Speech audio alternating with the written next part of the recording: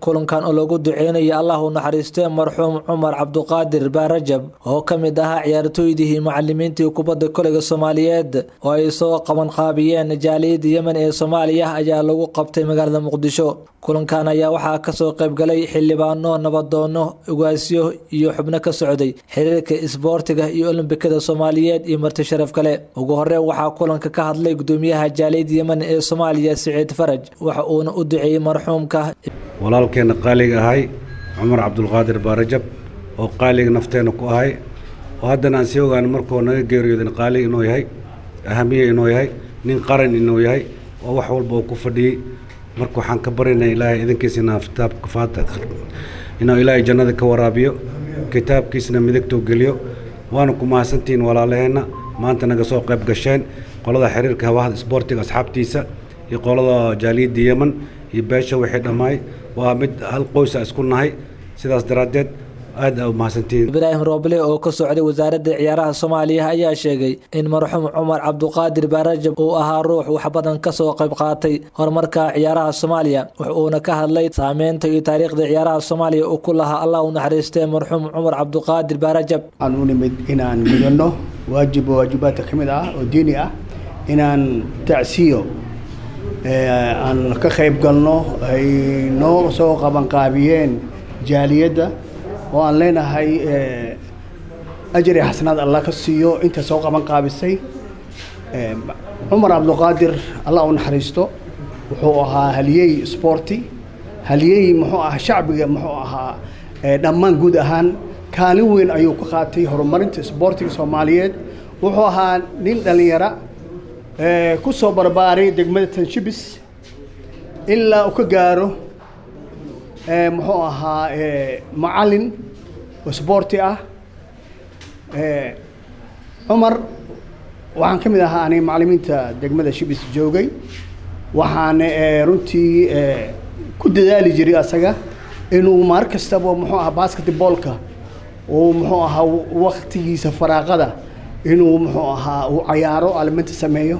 taasna wuxuu ku keenay inuu markii dambe muxuu ahaa inuu meel fiican gaaro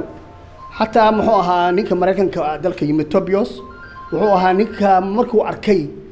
ninkan dhalinyarada ah hamiga u leeyahay sportiga iyo muxuu ahaa wuxuu jecel yahay iyo sida uu ciyaarayo wuxuu muxuu ahaa fursad siiyay inuu si gaar ah u tababaro taasna wax muxuu ahaa wuxuu keenay in isla markii muxuu ahaa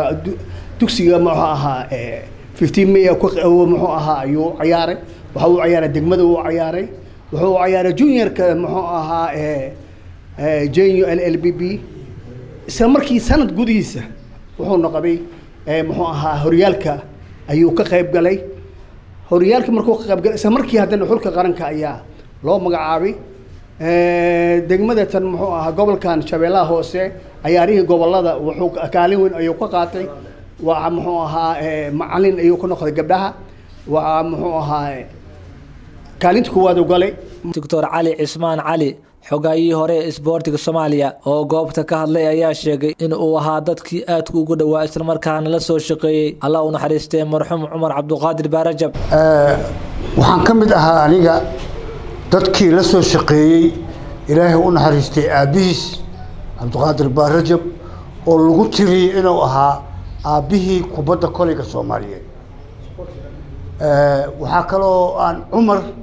aan xasuustaa inuu ahay mini basketkii degmada Shibis kadib sidoo Ibraahim Rombo u sheegay wuxuu ahaa nin Kubbadda Koleyga u jajaban kadib wuxuu ka mid noqday kooxdii Kubbadda Koleyga ee howlaha guud wuxuu u gudbay xulka qaranka Soomaaliyeed. xulka qaranka laba qodob ayaan xasuustaa oo aad important u ahaa lafdhabarna u ahay guushii kooxda Kubbadda Koleyga Soomaaliyeed ay gaartay 1979 oo ay ku hanatay koobkii dahabka ahaa ama beladii dahabka ahayd tartankii Carabta ee lagu qabto Soomaaliya iyo 81 tartankii Afrika oo xamar lagu qabtay oo kaalin saddexaad aan galnay. marka Cumar Kubbadda Koleyga markii uu Ilaahay oofsaday waxaanu garwaaqsanay in tiir weyn oo kubadda koleyga ka baxay sidoo kale waxaa goobta ka hadlay nabadoon saalax damiiri iyo sidoo kale ugaas saalax waxayna ka tacsiidiyeen geerida ku timid marxuum Cumar Cabdulqaadir Baarajab waxayna ka hadleen kaalintii iyo saameynta uu ku lahaa ciyaaraha Soomaaliyeed sportiga Allah ka kaalo beesha carab Soomaalina Allah ka kaalo reer Baarajabna Allah ka kaalo gadaashiisna Ilaahay nama fidneeyo qof nagu adag nagu weyn oo aan aniga kulay runtii nabadoonkiisan ahay waxaan filayaa markuu hadda soo noqdeen muddo 3 jeer aan kulanay 2 jeer kamid waxaan ku kulannay qalbigayga aathaari u keentay abaabulay baroor diiqaan oo loo sameynayo iyo dadka ka soo qayb galeenba baroor diiqaan walaalkeena loogu talagalay Allah u naxariisto Cumar Cabdulqaadir Baarajab marka sabar iimaan Allah naga siiyo taariikhdiisa qolada isboortiga ayaa si fiican ugu faahfaahloodeen kulanka intuu socdo waxaa sidoo kale dadka ka soo qayb galay saxiixeen buuga tacsida waxaana ugu dambeyn kulanka soo xiray xildhibaan hore Ibraahim Saalax Deefullah ala alihi wa sahbihi wa sallam amma ba'd assalamu alaykum wa rahmatullahi wa barakatuh inna lillahi wa inna ilayhi raaji'un marka ugu horeysa waxaan runtii halkaan iskugu wada nimid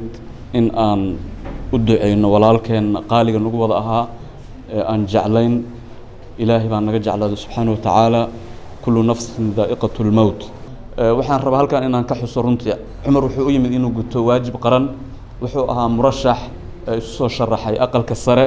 in uu mathalo ummadda Soomaaliyeed u shaqeeyo naftiisa uu huro isagoo nolol fiican haysta isagoo lacag fiican haysta ayuu wuxuu dhahay maya waxaan rabaa waajibka qaran ee la igu leeyahay inaan guto Allah uu naxariisto Cumar Cabdulqaadir Baarajab ayaa kamid ahaa dadkii kor u soo qaaday isla markaana kaalin weyn ka soo qaatay horumarka ciyaaraha Soomaaliya Maxamed Axmed Mursal Samnews TV magaalada Muqdisho abka BC waxaad si fudud lacag ugu diri kartaa adigoo gurigaaga jooga loo diruhuna wuxuu ku helayaa saad ama accountkiisa Daarasalaam Bank haddaba si aad u isticmaasho abka BC waxaad kala soo degi kartaa moobilkaaga BC si fudud lacag ugu dir adigoo gurigaaga jooga BC